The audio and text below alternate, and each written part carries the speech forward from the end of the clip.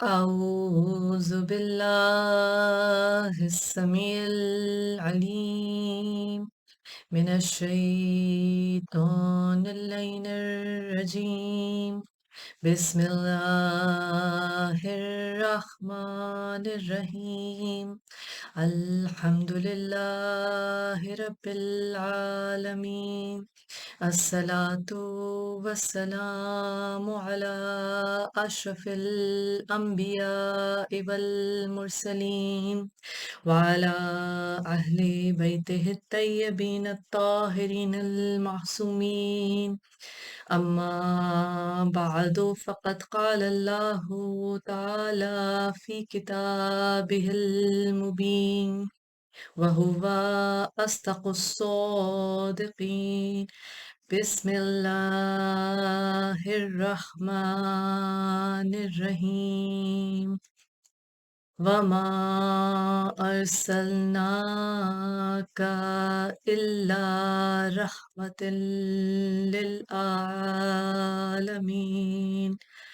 صدق الله العلی العظیم۔ عزیزان گرامی، دنیا کے کچھ حصوں میں کل، کچھ حصوں میں ایک دن پہلے جشن صادقین علیہ السلام صلی اللہ علیہ وآلہ وسلم منایا گیا۔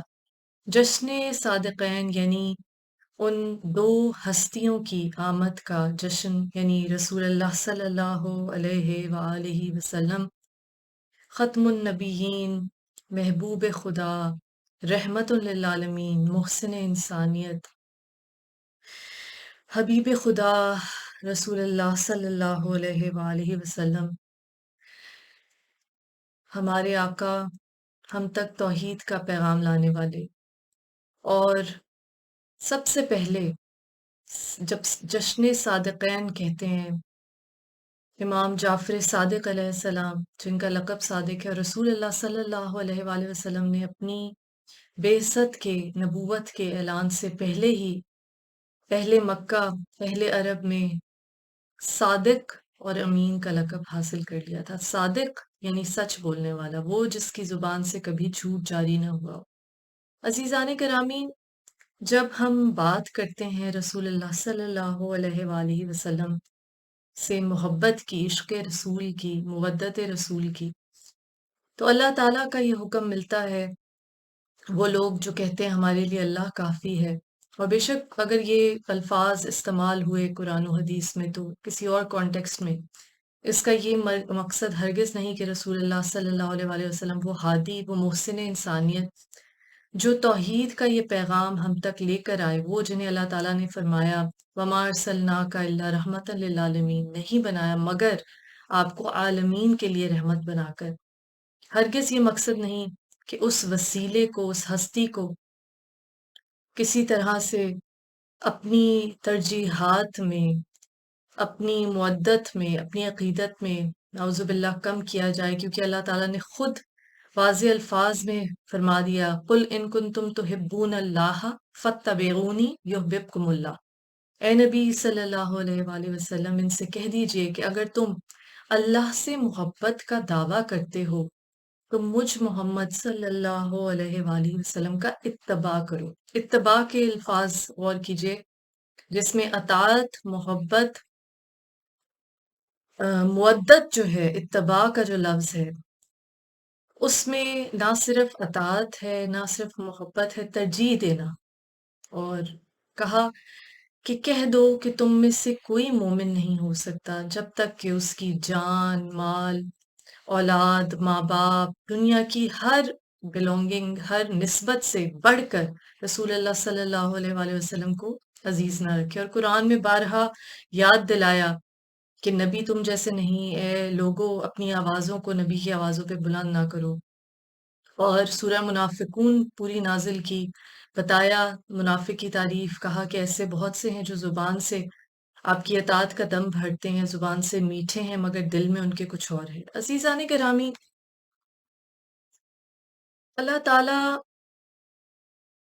جس طرح کی معرفت انسان کے لیے چاہتا ہے، جس طرح کی ہدایت انسان کے لیے چاہتا ہے، اس کے لیے ضروری ہے کہ جو ہادی اللہ تعالیٰ نے ہمارے لیے رحمت للعالمین بنا کر بھیجے، اس ہستی کی مودت اور پھر ان کے کہے ہوئے ہر قول کو وہی درجہ دیا جائے جو وحی کا ہے، کیونکہ قرآن میں خود کہا وما ينطق عن الهوى ان هو الا وحی یوحى کہ بے شک وہ نبی صلی اللہ علیہ وآلہ وسلم اپنی مرضی سے ایک حرف بھی نہیں کہتے، جو بھی کہتے ہیں بھیجی ہوئی وحی ہے۔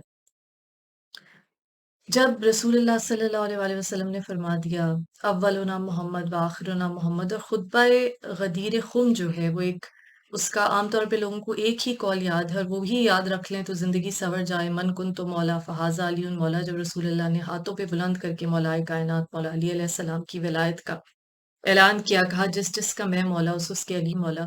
لیکن یہ ایک طویل خطبہ ہے عزیزان گرامی، جہاں اونٹوں کے پالانوں کا ممبر بنایا گیا، لوگوں کو جمع کیا گیا، انتظار کیا گیا اور دن کی روشنی میں یہ واضح کیا گیا۔ پھر رسول اللہ صلی اللہ علیہ وآلہ وسلم نے یہ بھی فرمایا کہ دیکھو آدم علیہ السلام کے حسد نے ابلیس کو راندہ درگاہ کر دیا، یہ نہ ہو کہ علی علیہ السلام کے حسد سے تم لوگ رستے سے بھٹک جاؤ۔ آپ نے پورا تعارف کرایا کہ 12 ہادی ہوں گے، 12 امام ہوں گے، تو یہ جو امامت کا سلسلہ ہے، ہدایت کا سلسلہ ہے، یہ اللہ تعالیٰ نے انسان کی بقا کے لیے، انسان کی ہدایت کے لیے، اس عزت منزلت کے لیے جو بنی آدم کا مقدر ہے، جیسے اللہ تعالیٰ نے قرآن میں کہا لقد کرمنا بنی آدم، ہم نے آدم کی اولاد کو عزت دی۔ وہ کرامت، وہ شرف، وہ عزت حاصل کرنے کے لیے، روح کی بالیدگی کے لیے، روح کی ترقی کے لیے، روح کی افزائش کے لیے ان ہادیوں کو بھیجا عزیزان گرامی۔ تو یہ وہ وسیلے ہیں کہ جن کے بغیر توحید کی نعمت، اللہ تعالیٰ کی وحدانیت کا پیغام بھی ہم تک نہیں پہنچ سکتا۔ رسول اللہ صلی اللہ علیہ وآلہ وسلم کو اہل عرب صادق اور امین کے نام سے پہچانتے تھے۔ یہی وجہ ہے کہ جب آپ نے نبوت کا اعلان، توحید کا اعلان کرنے سے پہلے لوگوں سے کہا کہ اگر میں یہ کہوں کہ اس پہاڑ کے پیچھے سے دشمن کی فوج آ رہی ہے تو کیا تم یقین کر لو گے؟ تو وہ لوگ جو کفار ہیں، وہ لوگ جو مشرکین ہیں، وہ لوگ جو بت پرست ہیں، وہ بھی کہہ اٹھے کہ بے شک آپ صادق ہیں، امین ہیں، ہمیں آپ پہ پورا اعتبار ہے، آپ کی زبان سے ہم نے کبھی جھوٹ کا کلمہ نہیں سنا۔ عزیزان گرامی، یہ تو پہلا قدم ہے، اور یہ پہلا قدم جو ہے یہ انسان کے لیے بہت ہی اہم ہے۔ جب ہم عشق رسول کا دعویٰ کرتے ہیں، جب ہم اہل بیت علیہ السلام کی محبت کا دعویٰ کرتے ہیں، تو پھر یاد رکھیے کہ اللہ تعالیٰ نے آیہ تطہیر میں کہہ دیا کہ ہر رجس کو، ہر برائی کو، ہر خطا کو، ہر نجاست کو، ہر ناپاکی کو ان سے دور کر دیا۔ تو سب سے پہلا جو قدم ہمیں لینا ہے، اگر ہم عشق رسول کا دعویٰ کرتے ہیں، ہم یہ خواہش رکھتے ہیں کہ ہم عشق رسول صلی اللہ علیہ وآلہ وسلم کی سعادت حاصل کر سکیں، تو پھر عزیزان گرامی پہلا جو قدم اٹھانا ہوگا وہ سچ کا ہوگا۔ ہمیں بیشتر ایسے واقعات ملتے ہیں، بیشتر ایسے اقوال ملتے ہیں رسول اللہ صلی اللہ علیہ وآلہ وسلم، ائمہ طاہرین علیہ السلام کے، جس میں یہ فرمایا گیا کہ جھوٹ سے بچو۔ مولا کائنات مولا علی علیہ السلام نے فرمایا، لوگ اکثر دعاؤں کی قبولیت کا کہتے ہیں، مولا نے کہا کہ جس کی زبان سے کبھی جھوٹ نہ نکلا اس کی غلطی سے بھی کہی ہوئی بات سچ ہو جائے گی۔ پھر آپ نے فرمایا کہ چاہے تمہیں جھوٹ بچا لے اور سچ تمہیں ہلاک کر دے، پھر بھی تم سچ بولو۔ تو یہ جو سچ بولنا ہے، کیونکہ جب آپ نے حق کا ساتھ دینا ہے، جب ہم نے اللہ تعالیٰ کی وحدانیت کا اعلان کرنا ہے، تو سب سے پہلی چیز تو سچ کا سبق پڑھنا ہے۔ کیونکہ وہ واقعہ جو آپ نے سنا ہوگا، بچپن کی کتابوں میں پڑھا، کہ ایک شخص رسول اللہ صلی اللہ علیہ وآلہ وسلم کے پاس آیا اور کہا کہ مجھ میں ہر برائی ہے، میں تمام تر گناہ جو بھی سوچ سکتے ہیں کرتا ہوں، جوا کھیلتا ہوں، شراب پیتا ہوں اور غلط کام کرتا ہوں، چوری بھی کر لیتا ہوں۔ آپ نے کہا کہ بس جھوٹ بولنا چھوڑ دو، اور وعدہ کر کے وہ چلا گیا۔ اس نے کہا ٹھیک ہے، یہ تو ایک کام سے منع کیا، جھوٹ بولنے سے آسان ہے، میں کر لوں گا۔ اب جب وہ واپس کیا، کوئی غلط کام کرنے لگا، تو اس کے ذہن میں آیا کہ اب میں دوبارہ جب حاضر ہوں گا بارگاہ نبوت میں تو کیا جواب دوں گا، کیونکہ اب سچ کا وعدہ کر لیا تو سچ بولنا ہے۔ تو یہ جو جھوٹ ہے عزیزان گرامی، ہر گناہ پر پردہ ڈالنے کا ایک انسٹرومنٹ، ایک ٹول ثابت ہو جاتا ہے، اور اس لیے انسان پھر جب اس کو یہ پتہ چل جاتا ہے کہ میں جھوٹ بول سکتا ہوں تو کوئی گناہ بھی کر سکتا ہے۔ تو یہ واقعہ بڑا مشہور ہے، اس شخص جھوٹ بولنے سے توبہ کی تو آہستہ آہستہ ہر گناہ سے پاک ہو گیا۔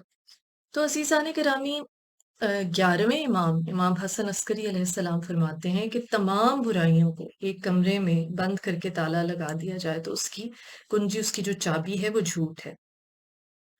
तो सबसे पहली शर्त, अगर ये एक सबक मुसलमान कौम पढ़ ले कि सच बोलना है, और हर छोटे से बड़े मामले में, जैसा मौलाए कायनात मौला अली अलैहि सलाम ने कहा कि मोमिन जो है, जो खुदा का बंदा है, वो उस वक्त तक हासिल नहीं कर सकता अपने दिल में ईमान की नेमत को, जब तक कि वो झूठ को बिल्कुल छोड़ दे, चाहे वो संजीदगी में बोला गया हो, चाहे मजाक में बोला गया हो। अब अगर ये एक सबक इंसान पढ़ ले, एक कदम उठा ले इश्क रसूल में, इश्क अहले बैत अलैहिस्सलाम में, तो बहुत सी बुराइयों से, बहुत सी आलाइशों से बच सकता है। अज़ीज़ान गिरामी, इस मौके पर एक और नुक्ता जो बहुत अहम है आजकल, ख़ास तौर पे अहले तशय्युई में जो शियाने हैदर करार अलैहिस्सलाम हैं, जो अहले बैत अलैहिस्सलाम की मवद्दत का दावा करने वाले लोग हैं, जो ये मानते हैं कि हिदायत का सिलसिला अल्लाह ताला ने जब रिसालत से इमामत में मुंतकिल किया। अब बदकिस्मती से ये एक ऐसी बात है कि अ, जिसको समझना भी हमारे लिए बहुत ज़रूरी है, कि ऐसा सेंसिटिव टॉपिक है कि जिस पे बहुत सा फ़साद खड़ा किया गया, और ये याद रखिए कुरान हकीम में कहा गया कि फ़ितना जो है वो कत्ल से भी बदतर है। मुसलमान के लुग़वी मानी ही ये हैं जिसकी हाथ, ज़ुबान, जिसके अमल से दूसरे इंसानों को, ना सिर्फ़ मुसलमानों को, दूसरे इंसानों को हिफ़ाज़त नसीब हो, यानी महफ़ूज़ रहें। तो जब ये मज़हब ही अमन का पैगाम देता है, इंसानियत का पैगाम देता है, मोहब्बत का पैगाम देता है, तो फिर इस कदर नफ़रतें, इस कदर अदावतें क्यों हैं? और ये याद रखिए, ना सिर्फ़ दुश्मन अनासिर, बल्कि इंसान का अपना नफ्स जो है, उसकी अपनी अना जो है, जो लोगों ने अपनी-अपनी डेढ़-डेढ़ इंच की मसाजिद बनाई हुई हैं, अपने नफ्स की, अपनी अना के बुतों की परस्तिश के लिए लोगों को आपस में लड़वाते हैं, दुनियावी ताकत के लिए, दुनियावी दौलत के लिए। अज़ीज़ान गिरामी, ये बहुत अहम नुक्ता है, और मैं समझती हूँ कि बहुत नाज़ुक नुक्ता है, लेकिन इस पे बात करना बहुत ज़रूरी है, क्योंकि जब भी ये अयाम आते हैं जिसमें ज़हूर या विलादत का लफ्ज़ यूज़ किया जाता है रसूलुल्लाह सल्लल्लाहु अलैहि वसल्लम और अहले बैत अलैहिस्सलाम के लिए, तो बहुत बड़ा फ़साद इस पे भी शिया कौम में खड़ा हुआ है, और लोग हत्ता कि एक दूसरे की इमाम बारगाहों में जाने को तैयार नहीं हैं। और बहुत हैरत की बात है, जब मैंने ये बात सुनी कुछ साल पहले, तो मैंने सोचा कि एक तो जैसे हम अगर मगरबी ममालिक की बात करें, तो मुसलमान पहले ही अक़लियत में है, माइनॉरिटी में है, उसके बाद उसमें जो शिया हैं वो उससे ज़्यादा अक़लियत है, उससे भी कम तादाद है। और फिर अहले तशय्युई में अगर शिया कौम के अंदर ही इस कदर फ़साद, फ़ितना, नफ़रत, अदावत फैलती जाएगी, और ऐसे अनासिर हैं कि जो इसको हवा देते हैं, इस फ़ितने को जो है भड़काते हैं मज़ीद, उसको तक़वियत बख़्शते हैं, इन डिफ़रेंसेस को, इन आपस में जो मुख़्तलिफ़ तनाज़ात हैं। अब मैंने यहाँ तक सुना कि किसी के सामने ये बोल दिया कि ज़हूर रसूलुल्लाह सल्लल्लाहु अलैहि वसल्लम, या ज़हूर इमाम जाफ़र सादिक़ अलैहिस्सलाम, जैसे हम जश्न सादिक़ैन की बात कर रहे हैं। तो अज़ीज़ान गिरामी, आप देखिए कि उर्दू ज़ुबान जो है, मैं अब यहाँ पे इस वक़्त ये बहस बिल्कुल इसको छेड़ना नहीं चाहती, ज़हूर और विलादत वाली जो बहस है, लेकिन मैं एक बात करना चाहती हूँ कि हमारी जो उर्दू ज़ुबान है, उसमें आप देखिए कि मैं अब उन लोगों से मुख़ातिब हूँ कि जो अ, विलादत के कॉन्सेप्ट पे यकीन रखते हैं, और ये मानते हैं कि जो मासूमीन अलैहिस्सलाम हैं, वो कुछ हद तक, अब फिर हम उसकी बारीकियों में नहीं जाएँगे, कुछ हद तक उनका दुनिया में जो आमद है, दुनिया में जो पैदाइश है, विलादत है, वो आम इंसानों की तरह होती है। अच्छा, अब इसमें भी, अब जो लोग इस यकीन को रखते हैं, अब इसमें भी अगर आप देखिए कि अगर ज़हूर का लफ्ज़ किसी ने इस्तेमाल कर दिया, उर्दू ज़ुबान जो है वो एक शाइस्ता ज़ुबान है, उसमें कई मर्तबा ज़हूर के जो अहले ज़ुबान हैं, जो इस ज़ुबान को समझते हैं, पढ़ते हैं, लिखते हैं, जो इस ज़ुबान का सही इल्म रखते हैं, अगर आप उनसे पूछें तो बहुत से ऐसे अल्फ़ाज़ इस्तेमाल होते हैं, जब अदब, तौक़ीर और इज़्ज़त دی جاتی ہے کسی ہستی کو تو ظہور کہ ان کا ظہور ہوا، جیسے کہا جاتا ہے وہ ظہور پذیر ہوئے، آمد پذیر ہوئے۔ اب عزیزان گرامی اگر ظہور کا لفظ کسی نے استعمال کر لیا تو اس کا ضروری یہ مقصد نہیں ہے کہ آپ ان کے ساتھ ایک آئیڈیولوجیکل وارفیئر میں انٹر ہو جائیں اور ایک فتنہ اور فساد کھڑا کر دیں۔ اب پھر میں وہی بات کروں گی کہ میں اس وقت اس نقطے پہ بحث نہیں کر رہی، میں صرف یہ کہ بات کر رہی ہوں کہ کس طرح سے عداوتوں کو، دشمنیوں کو کس طرح سے بہت زیادہ ہوا دی جاتی ہے، اور یہ میں مانتی ہوں ٹھیک ہے، حق پہ قائم رہنا، حق بات کا پرچار کرنا، جو آپ یقین رکھتے خاص طور پہ اہل بیت علیہ السلام کی جہاں ذکر کی بات آتی ہے اہل بیت علیہ السلام کا حق کیونکہ غصب کیا گیا اس مسلمان امت کے ہاتھوں، تو اس لیے ہم بہت زیادہ پیشنیٹ ہو جاتے ہیں، بہت جذباتی ہو جاتے ہیں۔ جو بھی اہل بیت علیہ السلام سے محبت کرتے ہیں وہ اس معاملے میں بہت زیادہ حساس بھی ہیں۔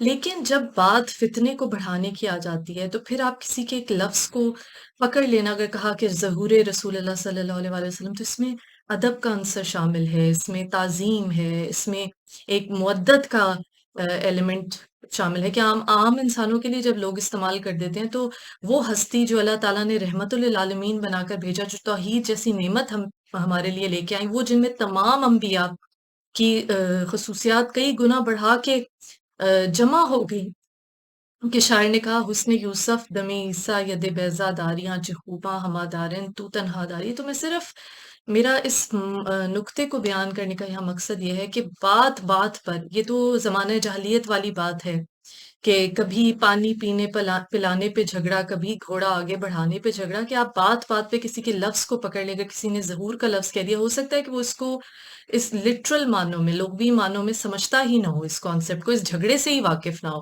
اور جس طرح سے آپ نے سوچا کہ ولادت کا لفظ استعمال ہونا چاہیے، اسی طرح وہ ظہور کا تعظیم میں، ادب میں کر رہا ہے۔ اب یہ صرف ایک بات ہے کہ کیونکہ میں نے یہ آبزرو کیا، میں نے یہ نوٹس کیا کہ لوگ اس طرح کے جھگڑوں پہ اس قدر ایک دوسرے کے دشمن بن گئے ہیں۔ دیکھیے نظریاتی اختلاف اپنی جگہ ہے، اور ہمارے نبی صلی اللہ علیہ وآلہ وسلم نے جس طرح ہمیں صلح حدیبیہ کی میں بار بار مثال دیتی ہوں کیونکہ اللہ تعالیٰ نے سورہ فتح میں کہا انا فتحنا لک فتحا مبینا، کہ بے شک تمہیں واضح اور روشن فتح عطا کی اے نبی صلی اللہ علیہ وآلہ وسلم۔ اور اس وقت تمام مسالک کی کتابوں میں ہے، تفاسیر میں موجود ہے کہ ایسے ایسے صحابہ کہ جن کا نام تاریخ میں بہت عزت سے لیا جاتا ہے، انہوں نے کہا کہ ہمیں تو نعوذ باللہ رسول کی رسالت پہ کبھی اتنا شک نہیں ہوا، اور قرآن نے بھی اس معاملے کو ایڈریس کیا، اور نبی اکرم صلی اللہ علیہ وآلہ وسلم نے جب صلح حدیبیہ میں کفار مکہ، مشرکین مکہ یا یہودیوں کی شرائط کو مانا، تو اس وقت کہا گیا کہ نعوذ باللہ یہ شاید بیک فٹ پہ یا ایک کمپرومائز کی سچویشن ہے، حالانکہ ظاہر ہے کہ وہ علم لدنی کے حامل ہیں، جو علم غیب رسول اللہ صلی اللہ علیہ وآلہ وسلم معصومین علیہ السلام کے پاس ہے، وہ عام انسانوں کے پاس نہیں، وہ معرفت نہیں ہے۔ اور پھر جیسے کہ میں نے کہا قرآن میں کہا کہ فتنہ قتل سے بدتر ہے، تو فتنے کو دور کرنے کے لیے، انسانی جانوں کو بچانے کے لیے جہاں تک ہو سکے امن کے ذریعے، محبت کے ذریعے اس پیغام کو آگے بڑھانا، جیسے مولا کائنات مولا علی علیہ السلام سے کسی نے کہا کہ میں تبلیغ کرنا چاہتا ہوں، تو مولا نے کہا کوشش کرنا الفاظ کی ضرورت نہ پڑے، اپنے کردار سے ہی، جیسے رسول اللہ صلی اللہ علیہ وسلم کے کردار پہ تو لوگ پہلے ہی ایمان لا چکے تھے کہ اگر آپ یہ کہیں کہ پہاڑ کے پیچھے سے فوج آ رہی ہے تو بھی ہم یقین کر لیں گے، کیونکہ آپ کی زبان مبارک سے کبھی جھوٹ نہیں نکلا۔ عزیزان گرامی، پہلے جو بیسک روحانی بیماریاں ہیں جو ہر مذہب نے ایڈریس کیا، جھوٹ بولنے کو گناہ، پھر گناہ کبیرہ کا بھی لوگوں کو نالج نہیں ہے کہ گناہ کبیرہ میں بہت سی ایسی چیزیں ہیں کہ جو ہم سمجھتے، غیبت، جھوٹ، ہمارے چھٹے امام جعفر صادق علیہ السلام جن کے ظہور کا ہم جشن منا رہے ہیں، آپ نے فرمایا کہ کفر کی 3 بنیادیں ہیں۔ کفر کی یعنی کفر کی بات ہو رہی ہے، ایمان کی جو ضد ہے کفر، جیسے ہم ہر ایک کو کافر کہہ دیتے ہیں، تو چھٹے امام فرماتے ہیں کفر کی 3 بنیادیں ہیں، تکبر، حسد اور لالچ۔ اب دیکھیے یہ روح کی بیسک بیماریاں، لوگ ان چیزوں کو ایڈریس نہیں کرتے، اور وہ سمجھتے ہیں کہ نفس کی جو سرکشی ہے، نفس کی جو بیماریاں ہیں وہ کچھ اور 1-2 محدود بیماریاں ہیں، جبکہ ایسی بات نہیں ہے۔ سب سے زیادہ کفر کی بنیاد کہا تکبر، حسد، لالچ۔ تکبر دیکھیے، پہلی بات ہے جو لوگ نمازیں پڑھتے ہیں وہ یہ بات ذہن میں رکھیں، بی بی فاطمہ زہرا سلام اللہ علیہ نے اللہم صلی علی محمد وآل محمد اپنے خطبہ فدق میں بی نے فرمایا کہ نماز تم پہ اس لیے فرض کی گئی کہ تمہارے دلوں سے تکبر کی کثافت کو، تکبر کی گندگی کو دور کرتی ہے. ٹھیک ہے، تو روح کیا ہے نماز کی کہ تکبر کو دور کرے.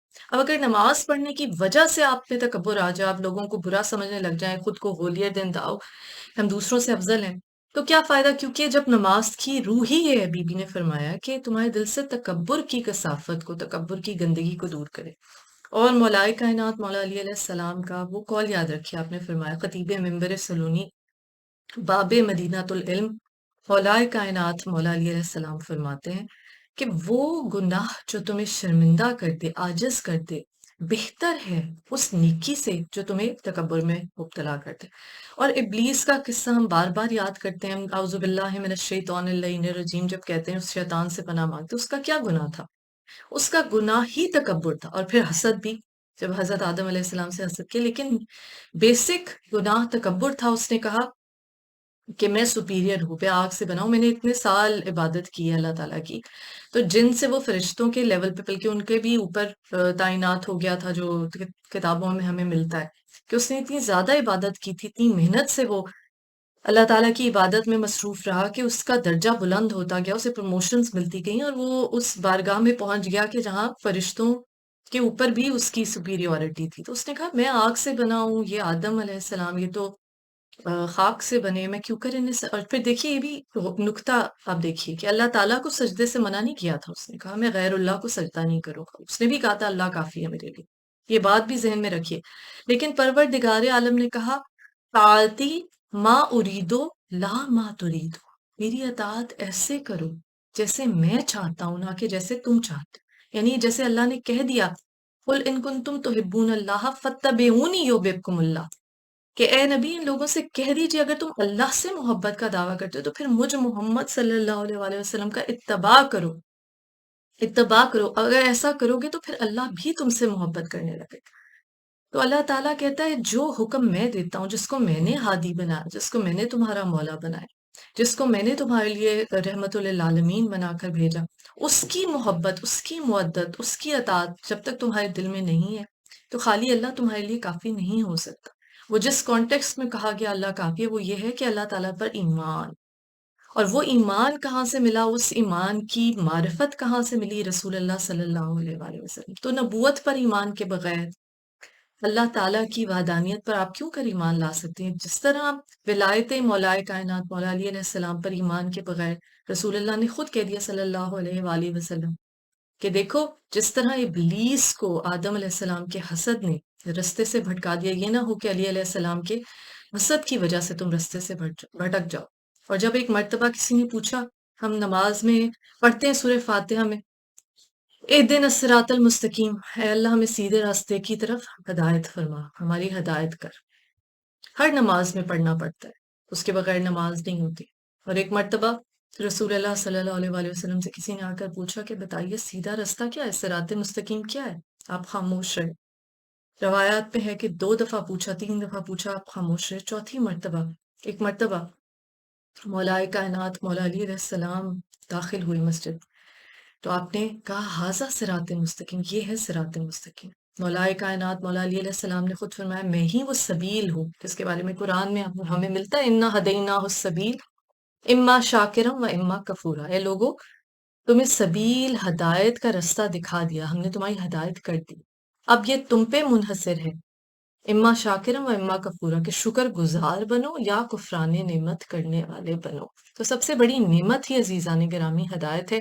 اور جہاں جہاں قرآن میں کفر کا لفظ آئے کفران نعمت ناشکری کے طور پہ استعمال، تو یہ ممکن ہی نہیں ہے کہ جب نبی نے کہہ دیا من جو اپنی مرضی سے ایک حرف بھی نہیں کہتے، وما ينطق عن الهوى ان هو الا وحی یوحیٰ، کہ بے شک اپنی مرضی سے ایک حرف بھی نہیں کہتے، جو کہتے ہیں بھیجی ہوئی وہی ہے. جب اس ہستی نے کہہ دیا من کنتو مولا فہذا علی مولا، جس جس کا میں مولا اس کے علی مولا. یعنی اگر میں تمہارا مولا ہوں، اگر تم مجھے اپنا مولا مانتے ہو تو پھر علی کو فوراً مولا ماننا پڑے گا. یہ فا وہی فا ہے، من کنتو مولا فہذا علی مولا، فوراً یعنی پس اگر میں تمہارا مولا تو علی تمہارا مولا. یہ وہی فا ہے عزیزان گرامی جو قرآن میں استعمال ہوا جب اللہ تعالیٰ نے کہا فرشتوں سے نفختو فیہ من روحی، جیسے ہی میں اس آدم مٹی کے پتلے میں اپنی روح پھونک دوں، فقعوا لہو ساجدین، تو تم فوراً سجدے میں گر جانا۔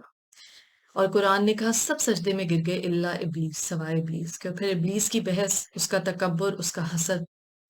تو خالی عبادت کافی نہیں ہے عزیزان کرامی، خالی عبادت جو ہے وہ اللہ تعالیٰ تک نہیں پہنچائے گی جب تک دل میں اہل بیت علیہ السلام کی محبت، کیونکہ یہ اجر رسالت ہے نا، قرآن میں اجر رسالت کی آیت ہے کہ اے نبی کہہ دیجئے کچھ نہیں مانگتا میں اجر رسالت مگر میرے اقربا سے مودت کرو۔ تو عزیزان گرامی، یہ مودت، اس کے بغیر نہ جنت ملے گی، نہ توحید ملے گی، نہ خدا ملے گا، نہ عشق رسول۔ رسول اللہ صلی اللہ علیہ وآلہ وسلم نے فرمایا اگر کوئی شخص کوہ احد کے برابر سونا اللہ کی راہ میں خیرات کرے، اگر اس نے انبیاء اور اولیاء اللہ کے ساتھ غزوات میں شرکت کی، پیدل حج کیے، کتنی ہی نمازیں پڑھی، کتنے روزے رکھے، لیکن اگر دل میں علی کی محبت نہیں ہے تو وہ جنت کی خوشبو بھی نہیں سونگ سکے۔ اور ایک مرتبہ جب سورہ منافقون نازل ہوئی، لوگ پریشان ہو گئے کہ یہ منافقت، اتنی زیادہ منافقت کہ قرآن میں پوری سورت نازل ہو گئی کہ اس کا اتنا ذکر ہوا، کیسے پتہ چلے گا کہ کون منافق ہے، کون مومن ہے، کون ظاہری طور پہ ایمان لے آیا ہے اور کون حقیقتاً ایمان لایا؟ تو رسول اللہ صلی اللہ علیہ وآلہ وسلم نے فرمایا زینوا مجالسکم بذکر علی ابن ابی طالب علیہ السلام، اپنی مجالس کو ذکر علی ابن ابی طالب علیہ السلام سے زینت ہو۔ کہا جس کا چہرہ کھل اٹھے ذکر علی، جس کے چہرے پہ خوشی کے، بشاشت کے آثار نظر آئے، وہ مومن ہے، اور جس کا چہرہ بگڑنے لگے، اس کے چہرے پہ ناگواری کا ظاہر ہونے لگے، تو مان لو، سمجھ جاؤ کہ وہ منافق ہے۔ کہا علی کی محبت مومن اور منافق میں تفریق کرنے والی ہے، فرق کرنے والی ہے۔ اور جب ہم پھر کربلا کی طرف دیکھتے ہیں تو کربلا میں کیا فرق تھا؟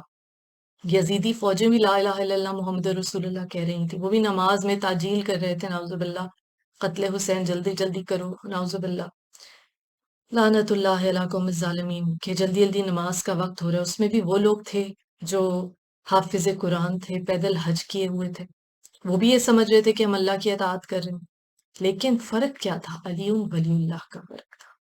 جب آج ہم شام میں بی بی سکینہ علیہ السلام کے روضے پر، بی بی زینب علیہ السلام کے روضے پر اشہد ان علی ولی اللہ کی آواز سنتے اذان میں، تو یہ فتح ہے، یہ بی بی زینب علیہ السلام، بی بی سکینہ علیہ السلام نے بت توڑا ہے، اس یزید کا بت پاش پاش کر دیا۔ اور یہ بت پاش پاش کیسے ہوتا ہے؟ علی ولی اللہ کے بغیر نہیں ہو سکتا، کیونکہ لا الہ الا اللہ محمد رسول اللہ علی ولی اللہ کے بغیر نہیں مل سکتا۔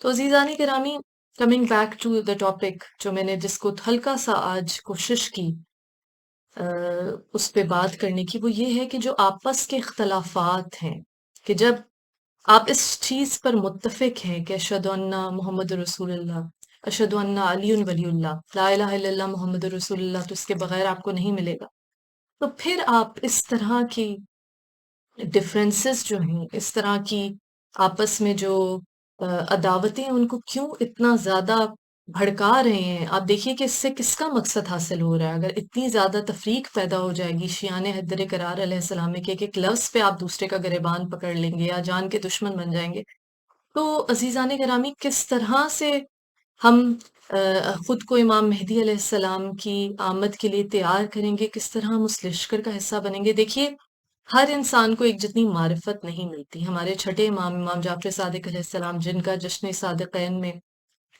ہم جشن منا رہے ہیں، خوشی منا رہے ہیں ظہور کی، آمد کی، تو ہم امام جعفر صادق علیہ السلام نے یہ فرمایا کہ تمہاری ذہانتوں کے لحاظ سے بھی تمہارا حساب ہوگا، یعنی ہر ایک کی ذہانت ایک جیسی نہیں ہے عزیزان گرامی۔ اور مولا کائنات مولا علی علیہ السلام نے کہا کہ ہماری معرفت ہر کوئی نہیں رکھ سکتا، ہر کوئی اپنے ایمان کے مطابق ہمارا ذکر لوگوں سے اس طرح کرو جتنا کہ انہیں سمجھ آئے۔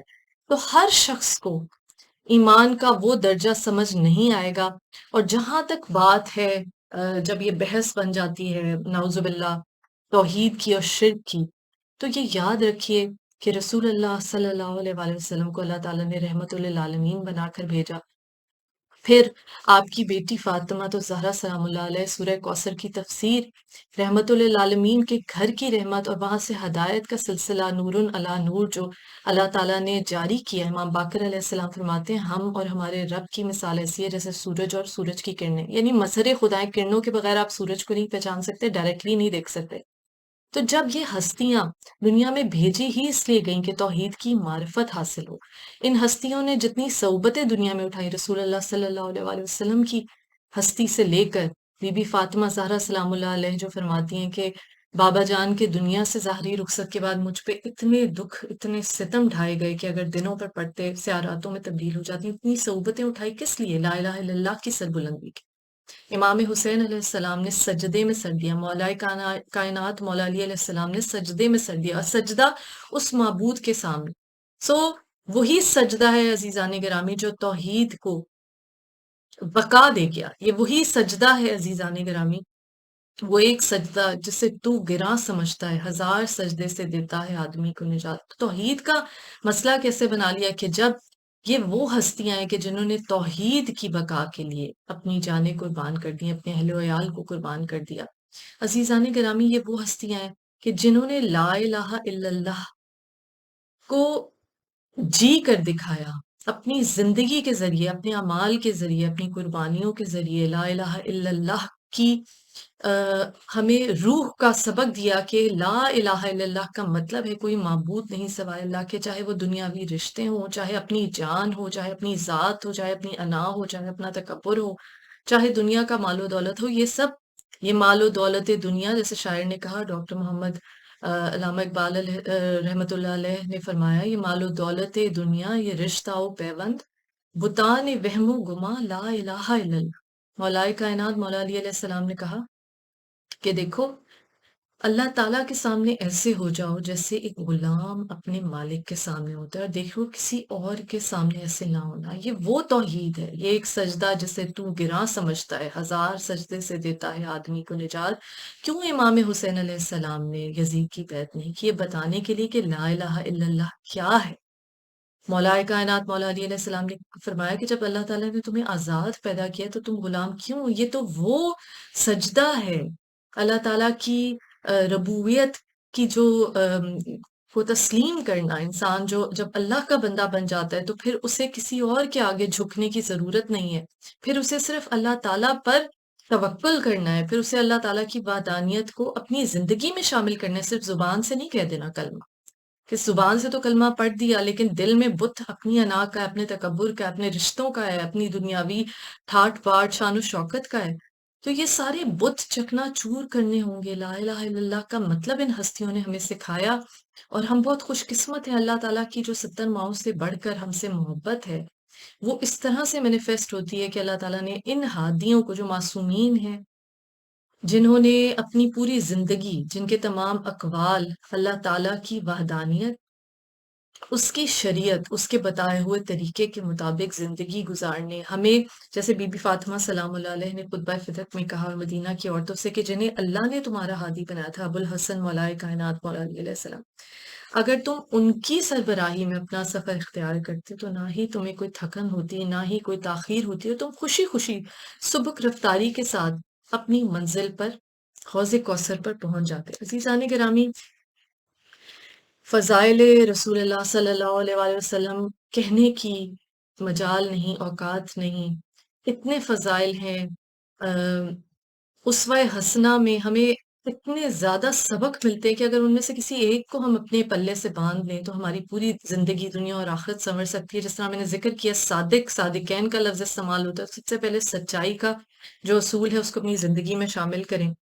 اور عزیزان گرامی، اس موقع کی توسط سے میری یہ ہمیشہ خواہش ہوتی ہے، کوشش ہوتی ہے کہ جن ہستیوں کا ہم ذکر کر رہے ہیں، جن کی آمد کی ہم خوشی منا رہے ہیں، ہم کچھ اقوال ان کے اپنے ناظرین کے ساتھ شیئر کریں تاکہ لوگ اپنی زندگیوں میں کوشش کریں کہ کسی ایک کال سے بھی اگر کوئی نیکی سیکھ سکیں، کوئی اپنے اعمال میں تبدیلی بہتری لا سکیں۔ جس طرح رسول اللہ صلی اللہ علیہ وآلہ وسلم نے فرمایا، بدقسمت ہے وہ شخص کے جس کا آنے والا کل پچھلے دن سے بہتر نہ ہو، یعنی اگلے دن ہر دن امپروومنٹ، ایک کانسٹنٹ جہاد ہے اپنے نفس کے ساتھ۔ رسول اللہ صلی اللہ علیہ وآلہ وسلم نے فرمایا خوش قسمت ہے، خوش نصیب ہے وہ شخص کہ جس کو اپنے عیوب کی اصلاح دوسروں کے عیوب کو بیان کرنے سے روکے، یعنی اپنے عیبوں پہ نظر کرو، اس کو ٹھیک کرنے کی کوشش کرو، اپنی غلطیوں کو، اپنی خرابیوں کو، تو اپنے عیبوں کی اصلاح میں ہی وہ رہے گا، تو پھر دوسروں کے عیوب کو بیان کرنے سے رک جائے گا۔ خوش نصیب ہے وہ شخص جس کو اپنے عیوب کی اصلاح دوسروں کے عیوب کو بیان کرنے سے روکے۔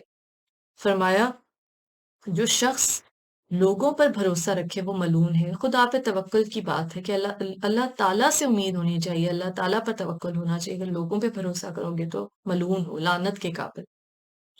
اور فرمایا رسول اللہ صلی اللہ علیہ وآلہ وسلم نے، اب یہ غور کیجئے، جو ہم نے کہا تھا نا خالی عبادت سے اللہ تعالیٰ نہیں ملتا، خالی عبادت سے آپ کا درجہ بلند نہیں ہوتا۔ رسول اللہ صلی اللہ علیہ وآلہ وسلم نے فرمایا میرے نزدیک علم حاصل کرنا عبادت سے بہتر ہے، میرے نزدیک علم حاصل کرنا عبادت سے بہتر ہے۔ سبحان اللہ۔ پھر فرمایا تم میں سے خوش اخلاق لوگ بہت اچھے ہیں جو دوسروں سے میل جول اور رابطہ رکھتے ہیں اور لوگ ان سے محبت کرتے ہیں۔ ایک اور حدیث ہے رسول اللہ صلی اللہ علیہ وآلہ وسلم کی کہ بے شک میں مکارم اخلاق کی تکمیل کے لیے بھیجا گیا۔ تو خوش اخلاقی جو ہے وہ سب سے پہلا سبق ہے جو ہمیں رسول اللہ صلی اللہ علیہ وآلہ وسلم کی زندگی سے سیکھنا ہے، اور لوگوں کے ساتھ اچھا سلوک۔ فرمایا جو شخص برے کام کو پھیلائے وہ ایسے ہے کہ جیسے اس نے خود وہ برا کام انجام دیا۔ رسول اللہ صلی اللہ علیہ وآلہ وسلم فرماتے ہیں اپنے دوست سے جھگڑا فضول مزاح نہ کرو اور نہ ہی اس سے وعدہ خلافی کرو۔ اور پھر کہا جب کوئی شخص تمہیں کوئی ہدیہ پیش کرے تو تم بھی اسے کوئی چیز پیش کرو، اگر آپ اس کے بدلے کوئی چیز نہیں دے سکتے تو اس کا شکریہ ضرور ادا کرو۔ یہ بھی حدیث مبارکہ سے ہمیں ملتا ہے کہ تحفے دینے اور لینے سے محبت بڑھتی ہے۔ پھر فرمایا لوگوں کو دکھانے کے لیے کوئی کام نہ کرو اور نہ شرم کی وجہ سے اسے ترک کر دو، یعنی دنیا داری کے لیے اور ریاکاری کے لیے کوئی کام نہ کرے۔ کہا جو شخص کسی اچھے کام کی داغ بیل ڈالے تو اسے اس کام پر عمل کرنے والوں کے ساتھ ساتھ ثواب ملتا رہے گا، یعنی نیکی میں اگر آپ مدد کریں یا بنیاد ڈال دیں کسی نیکی کی تو اس کا جب تک ثواب دوسرے لوگ بھی وہ نیکی کریں گے تو آپ کو اس کا ثواب ملے گا۔ پھر فرمایا فضول خرچی میں کوئی بھلائی نہیں اور نیکی میں کوئی اسراف نہیں، یعنی پیسہ یا دولت کو ضائع کرنے میں کوئی فائدہ نہیں ہے لیکن نیکی میں کوئی اسراف نہیں، یعنی نیکی جتنی زیادہ کرو وہ کم نہیں ہوگی، اس میں فضول خرچی کا ایلیمنٹ نہیں ہوگا۔ پھر فرمایا فرصت کی گھڑیاں بادلوں کی طرح اڑتی جا رہی ہیں، فرصت کی گھڑیاں بادلوں کی طرح اڑتی جا رہی ہیں۔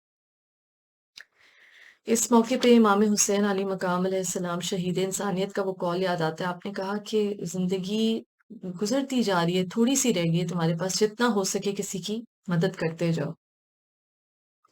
رسول اللہ صلی اللہ علیہ وآلہ وسلم فرماتے ہیں ارادے کی پختگی اور احتیاط کامیابی کا پیش خیمہ ہے۔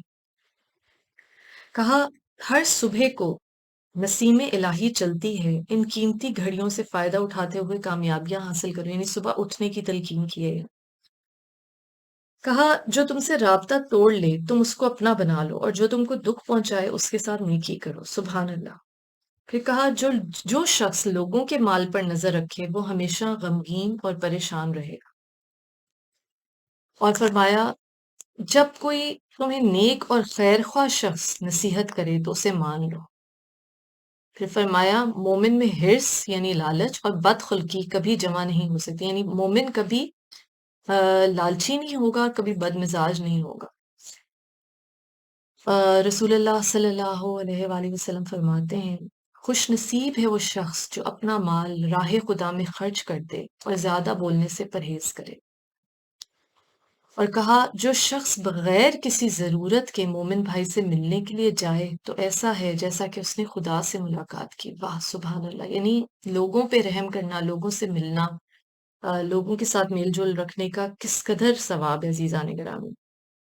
کہا جو شخص ضرورت مند مومن کی ایک حاجت پوری کرے گا تو اللہ تعالیٰ اس کی بہت سی حاجات قبول فرمائے گا۔ رسول اللہ صلی اللہ علیہ وآلہ وسلم فرماتے ہیں جو شخص ضرورت مند مومن کی ایک حاجت پوری کرے گا اللہ تعالیٰ اس کی بہت سی حاجات قبول فرمائے گا۔ پھر کہا لوگوں میں سے بدترین وہ شخص ہے جس کے ڈر کی وجہ سے لوگ اس کا احترام کریں.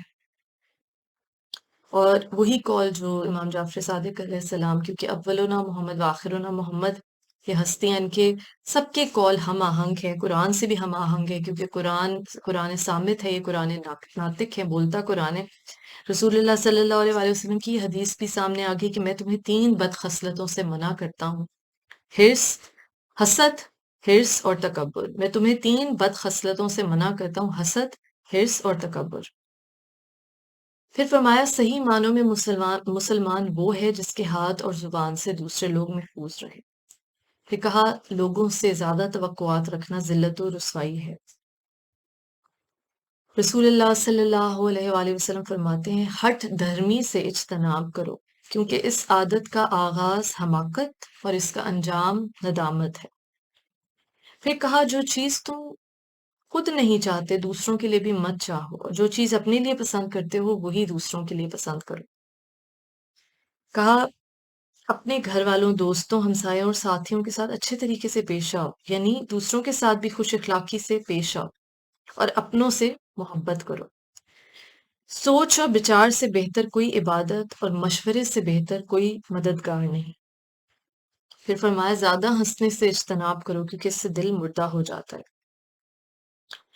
5 چیزوں کو 5 چیزوں سے پہلے غنیمت سمجھیے: بڑھاپے سے پہلے جوانی، بیماری سے پہلے تندرستی، فقر سے پہلے دولت، مصروفیت سے پہلے فراغت، اور موت سے پہلے زندگی سے فائدہ اٹھانا. کہا اچھا ساتھی تنہائی سے بہتر ہے، اور تنہائی برے ہمنشین سے بہتر ہے. سبحان اللہ.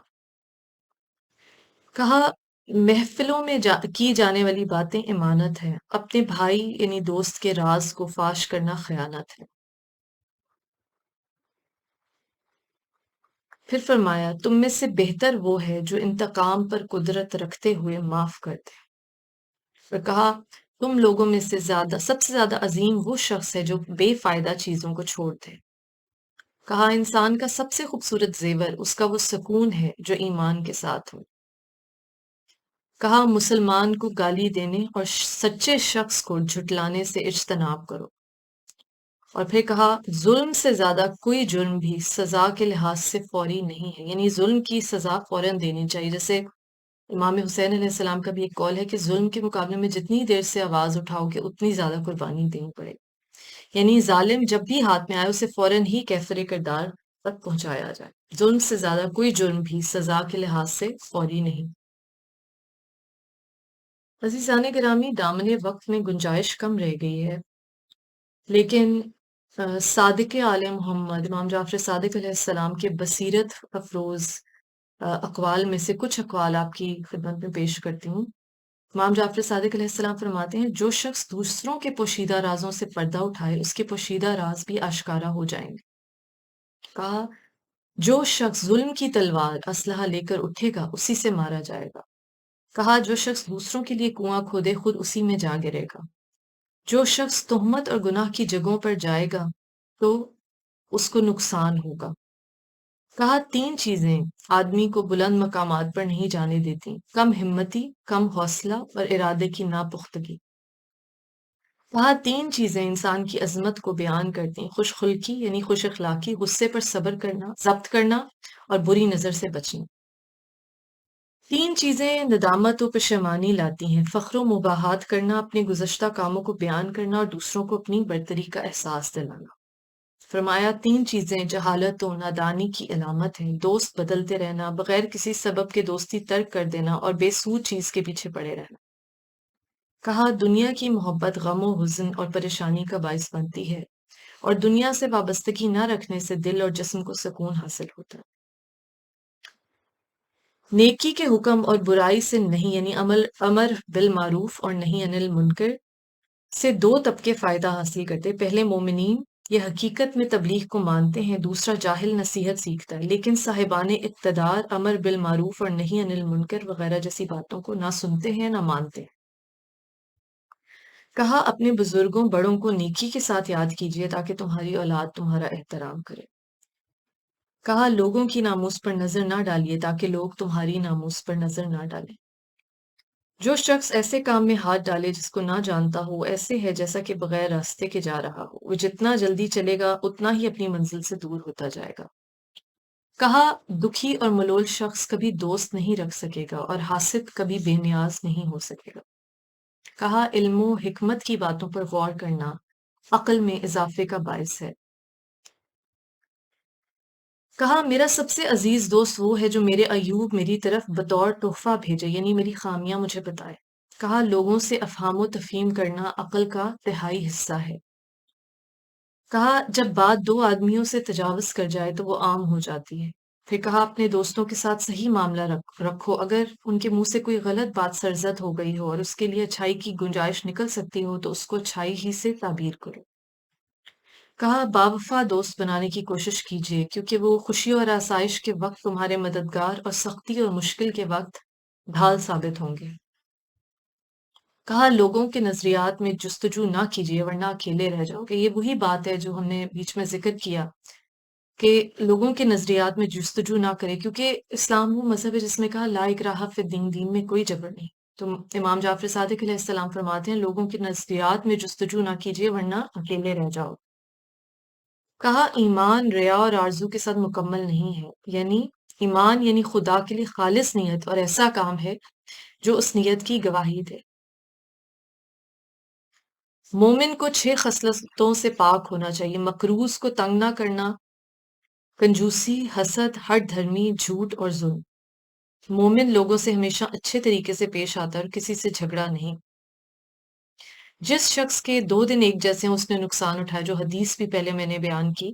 جس شخص کے 2 دن ایک جیسے ہیں اس نے نقصان اٹھایا، یعنی انسان کو چاہیے ہر روز گزشتہ دن سے زیادہ نیکی اور اچھائی حاصل کرے۔ اگر اس کا ایک دن دوسرے سے اچھا نہ ہو تو اس نے اپنی زندگی کو ضائع کیا۔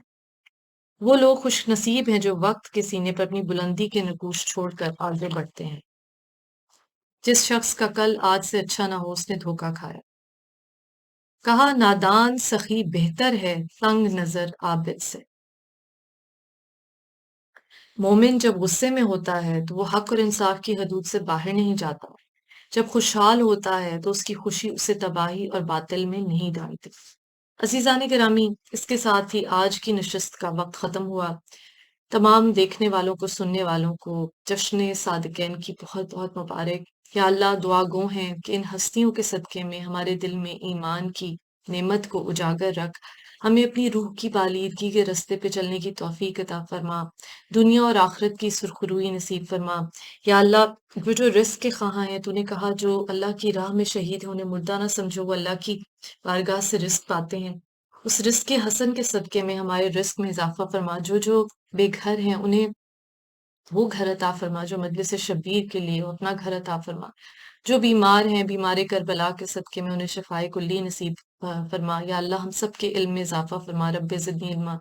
جو بچے علم کے میدان میں جستجو کر رہے ہیں انہیں کامیابی عطا فرما، دین و دنیا کے علم میں اضافہ فرما۔ یا اللہ اہل بیت علیہ السلام کی محبت، مودت رسول اللہ صلی اللہ علیہ وسلم اور اہل بیت علیہ السلام کی مودت جو ہے، جو رسالت، اس کو ہمارے آنے والی نسلوں میں قائم و دائم رکھ، جاری و ساری رکھ۔ امت مسلمہ خاص طور پہ اہل تشیع کے درمیان اتفاق، محبت، امن پیدا کر۔ یا اللہ ہمیں توفیق دے کہ ہم امام زمانہ علیہ السلام کی صحیح معنوں میں معرفت حاصل کر سکیں۔